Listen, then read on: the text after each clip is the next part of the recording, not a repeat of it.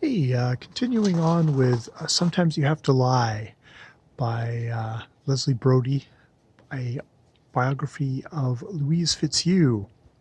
This is for probably chapters 14 to 19 or 18. One of those chapters. I'll put it in the thing afterwards.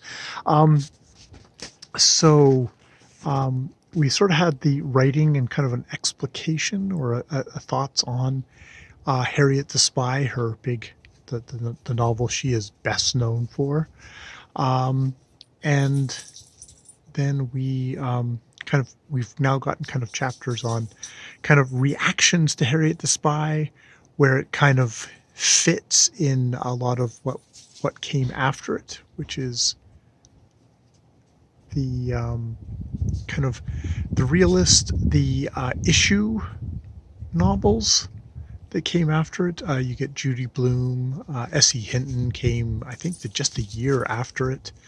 But you get like a lot of stuff which is like, dealing with real life topics, and also maybe having young people as actual people versus just kind of little cardboard cutout stand-ins.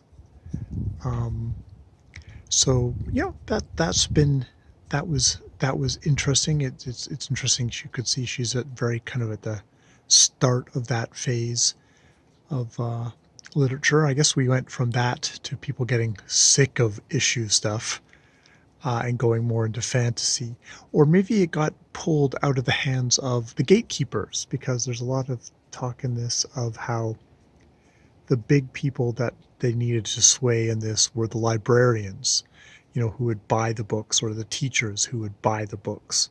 And if, you didn't have those people on your side, then you were screwed, because they're the ones who determined what books got bought. Whereas a lot of stuff nowadays, you can see like, a lot of the fantasy stuff like that. I don't get the sense that that stuff that's actually taught in schools, that is what teens actually buy on their own, and largely bypass the gatekeepers. Now, of course, the gatekeepers get you in the end, because if future generations of teachers do not buy those books, probably the kids will just be continuing to buy fresh new stuff, and will quickly forget the old mainstays, I would think. Harriet the Spy, I'm sure nowadays, is a book that gets bought by parents and teachers and librarians for kids versus kids buying it themselves, I would rather suspect. So we get all that. Um, I really get the sense that Louise Fitzhugh is a pain in the ass. A pain in the ass to work with. She throughout these chapters, she ends her relationship with Ursula Nordstrom and Charlotte. I can't remember her last name at the moment. But it's like she doesn't think that they're taking her projects seriously. They're saying like, we do. However, your anti-war picture book, we don't think it's going to be particularly commercially viable, and no, we're not going to spend that amount of money to put it into color print, just to kind of butter you up. And they do kind of like, are you going to do another a sequel to Harriet the Spy? She does do one, the Long Secret, and she has Sport, which I don't think gets published in her lifetime. Well, I guess we'll see. But she basically is done with them. She's like, she's not interested in them anymore. She works with another guy who is much more, it sounds like, a lot less nurturing of a publisher, maybe of a editor, which is probably more the thing. It's less of kind of nurturing a stable, and is just like, he's like kind of hectoring her, which is probably more like treating her like a professional versus a genius that you have to coddle along. And speaking of that, a lot of her relationships, it definitely seems that she's the genius who's looking for someone to basically take care of all the other stuff, so that she can get so she can continue with her work until she gets bored of this person for being stable, at which point she dumps them and goes on to the next person, and sort of there's a cycle that way too. At least that's my very general impression of her. So she's someone who did an amazing book, but it'll be interesting. I will be interested to kind of look at the other books, but it's one of those things of I think oh I think I can't remember. There's one book where okay, the one book she did with this other guy, he was like, well, I think you're not writing your black characters particularly right. Like the language doesn't seem like you from her perspective, it's like you wanted me to make it more caricature, or B, he just felt he just felt like you needed work in that. And I think that Ursula or someone else basically did say, like, I feel like this character is underwritten. Now, these are the same people who went, hey, you don't mention this nanny character that you mentioned a thing, put her in the book.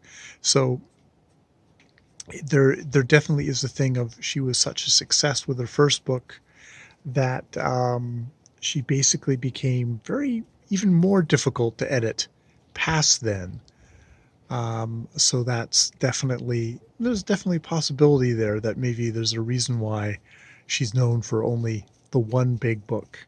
And I don't know, I'll be interested to look at the other books, but it's interesting that, like, maybe the first book where she took input was the one that really was a success, whereas the other ones not as much. They're definitely, she's known as the author of Harriet the Spy, and people are oftentimes surprised, like, oh, there's other books. But those other books maybe don't get as mentioned. I think The Long Secret doesn't get mentioned because it sounds like she veers off to use Beth Goodman or something like that as her main character, and Harriet's pushed to the side, which disappoints people. And then I think because, like, there was stuff about sport that he seemed meaner. He seemed like a different character in sport, is what the feedback she got from when she took it to Ursula and Charlotte. They were like, that she got that feedback, which just like she stopped writing it. She's like, fine. She put it aside, kind of pout, which is like, it's one of these. She's prickly, she's angry, she's kind of difficult. Now, it does seem at this last part of her life, she's got a new partner who maybe she's getting a bit bored of at this point, but who is Lois Mason. Lois, I'll just go with Lois at this point. And, like, she's happy. She does have periods of, like, just, I'm happy, I'm contented. She's doing stuff. She's kind of got that fun, curious, spark in her. But,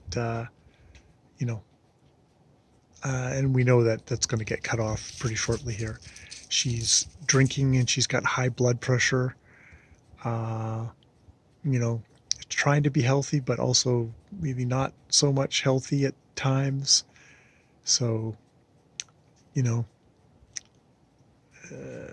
I guess we'll see we'll see. I mean, do you blame someone for having aneurysm when they were in their freaking 40s? It's like, no.